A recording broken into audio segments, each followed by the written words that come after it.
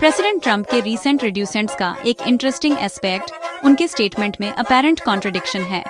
एक ही बात में जहां उन्होंने सिग्निफिकेंट टैरिफ्स की धमकी दी, वहीं उन्होंने इंडिया को एक अच्छा दोस्त भी बताया। ये ड्यूअल नेचर्ड लैंग्वेज उनकी डिप्लोमेटिक स्टाइल की पहचान है, जहां पर्सनल रैपोर्ट और नेशनल इंटरेस्ट को अक्सर अलग कोएग्जिस्टिंग ट्रैक के तौर पर दिखाया जाता है। कैजुअल ऑब्जर्वर के लिए ये कंफ्यूजिंग लग सकता है। आप एक दोस्त को इकोनॉमिक पेनाल्टीज से कैसे डरा सकते हैं? इसका जवाब प्रेसिडेंट के फॉरेन पॉलिसी के ट्रांजैक्शनल पॉइंट ऑफ व्यू में है। उनके वर्ल्ड व्यू में फ्रेंडशिप का मतलब अनकंडीशनल इकोनॉमिक एग्रीमेंट्स नहीं है।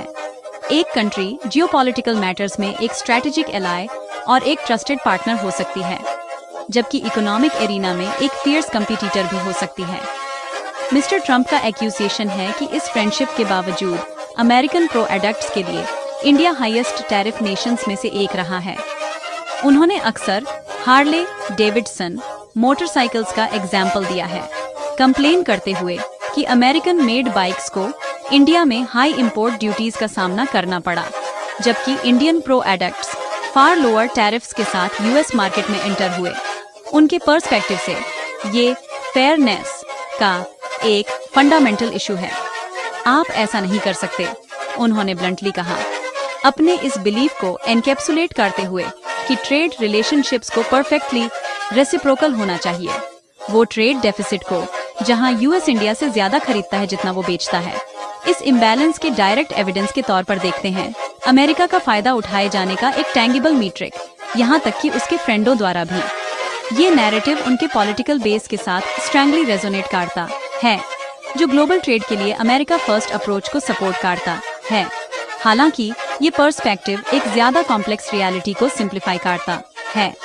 इंडिया एक डेवलपिंग इकोनॉमी के तौर पर हिस्टोरिकली अपनी नेसेंट इंडस्ट्रीज और एग्रीकल्चर सेक्टर को फॉरेन कंपटीशन से प्रोटेक्ट करने के लिए टैरिफ्स का यूज करता रहा है।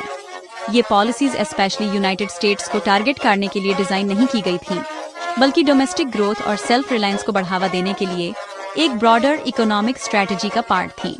जबकि इंडिया ने पिछले 3 दशकों में अपनी इकोनॉमी को सिग्निफिकेंटली लिबरलाइज किया है, इनमें से कुछ प्रोटेक्टिव मेजर्स अभी भी मौजूद हैं। इंडियन पॉलिसी में कार्स आर्ग्यू करते हैं कि यूएस जैसी डेवलप्ड इकोनॉमी को इंडिया जैसी डेवलपिंग इकोनॉमी के साथ रिड्यूस पायर करना, जिसकी इनकम और इंफ्रास्ट्रक्चर में बहुत ज्यादा डिस्पैरिटीज हैं, टैरिफ रेट्स के एक simple tit for tat calculation से ज्यादा एक न्यूआंस्ड अंडरस्टैंडिंग की डिमांड करता है।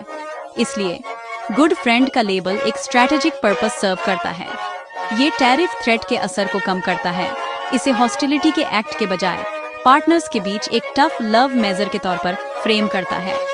ये सजेस्ट करता है कि गोल इंडिया को पनिश करना नहीं है, बल्कि उसे उस ट्रेड अरेंजमेंट में लाना है जिसे यूएस एडमिनिस्ट्रेशन ज्यादा इक्विटेबल मानता है। ये प्रेसिडेंट को इंडिया के प्राइम मिनिस्टर जैसे लीडर्स के साथ पॉजिटिव पर्सनल रिलेशनशिप्स बनाए रखने की परमिशन देता है, जबकि साइमल्टेनियसली एक एग्रेसिव इकोनॉमिक एजेंडा को परस्यू करता है। ये एक डेलिकेट बैलेंसिंग एक्ट है जो फ्रेंडशिप की रेजिलियंस को टेस्ट करता है और इंडिया को एक स्ट्रैटेजिक पार्टनर और एक इकोनॉमिक टारगेट दोनों होने के कॉम्प्लेक्स टेरेन को नेविगेट करने पर मजबूर करता है।